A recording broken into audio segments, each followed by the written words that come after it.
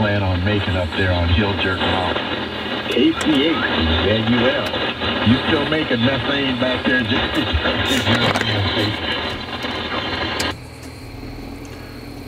Yeah, but the windows are open.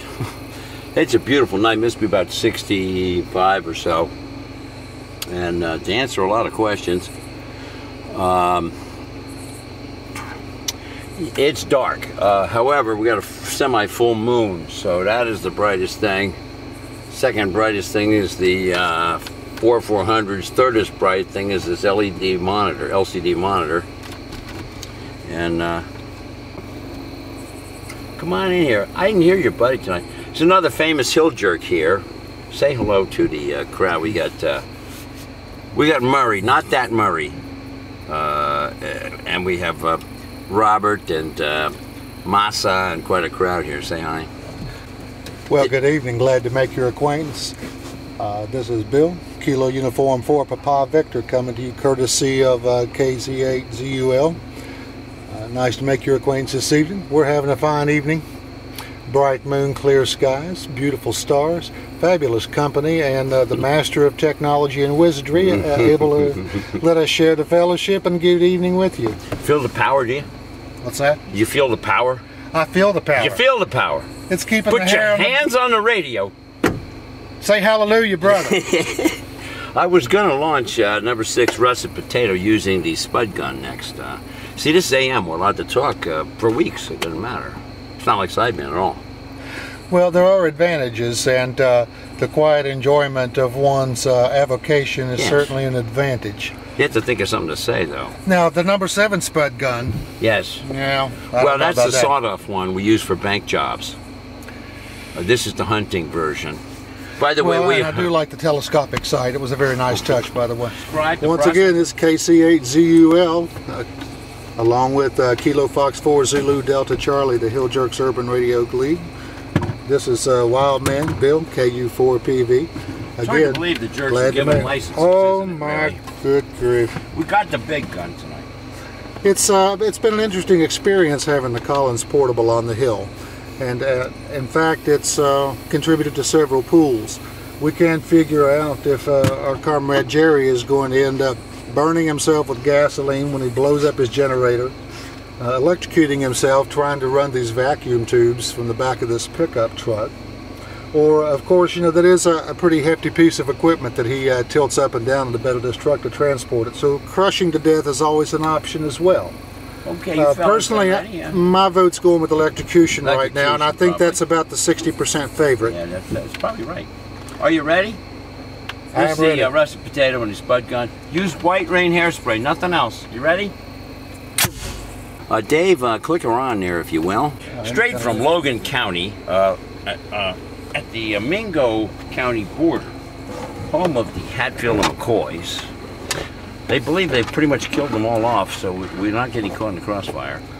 This is Wild Man, and he is a professional engineer by trade, and occasionally he plays the guitar. Carry on. I do know that the Hatfields are still around here, and the McCoys are across the Tug River in Kentucky. A lot of myth, legend, and everything else associated with something like that in American history. But it is a true event with many interesting tales and twists to it. One of the things about the Hatfield-McCoy feud was it was motivated by the moonshine trade partially. And in the hills and valleys of West Virginia and Kentucky, moonshining has been something that's gone on for a long, long time. Led to a lot of grief and a lot of heartache and a lot of things for many people. And I guess everybody finds their own answer in the bottom of their own bottle.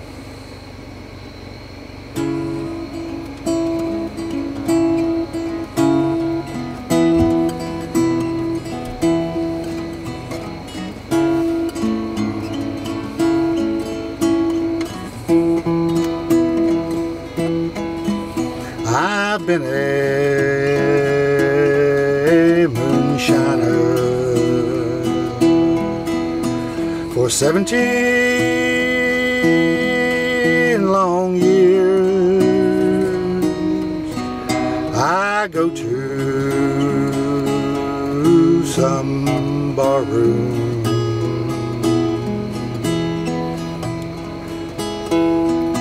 and drink with my friends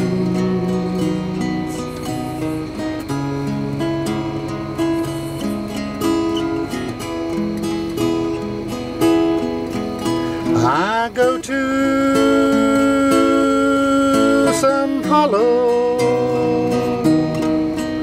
and sad up my still. And if whiskey don't kill me, then I don't know what will.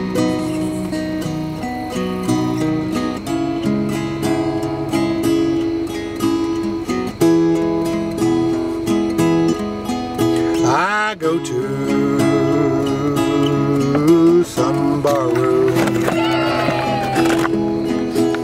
Quicker if it was raining. See, I found this in the manual here, guys. This is on page 731 of the Collins F-150 option.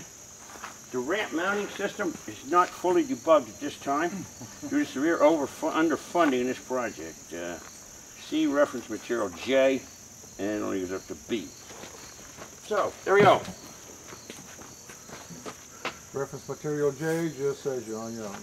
Yeah. Might do for you. This Wildman is he is in charge of security, camp security, and he is armed. But you haven't shot any bears, have you yet up here? No, but in fact, we did have a bear come visit the camp one time. Is that right? In broad daylight. Oh, yeah. We're sitting around the campfire. A big one? It's noon. It was a black bear. He was probably about 300 pounds. Not a huge one, but a good size for a black bear. And my dog Fred jumped up and started chasing the bear out. No shit. The bear turned around and ran. No kidding. We said, what's going to happen when the dog catches the bear? Bear, yeah. So we all jump up and start chasing the dog. And it was quite a little bit of excitement, needless to say. Fortunately, the bear was more scared than we were. But I always admired that dog because not many people will have a dog that will chase a bear out of your camp. What are they hunting here normally? I mean, they hunt deer in deer season, but remember we saw them one night here with a, what did they have, a little quad tracker with plywood around it and polyethylene. In the winter, they were, what were they shooting? They had the well, a lot of dogs. times guys will bring their coon dogs up here and look for coons. Yeah. Okay. Sure. A lot of coon hunters back in these hills. Well, you talk, I'm going to get ready here on the right and left. No, keep talking. You know, this is Camera. Thank you. Remember, never operated any transmitter that isn't heavy enough to kill you if it falls over.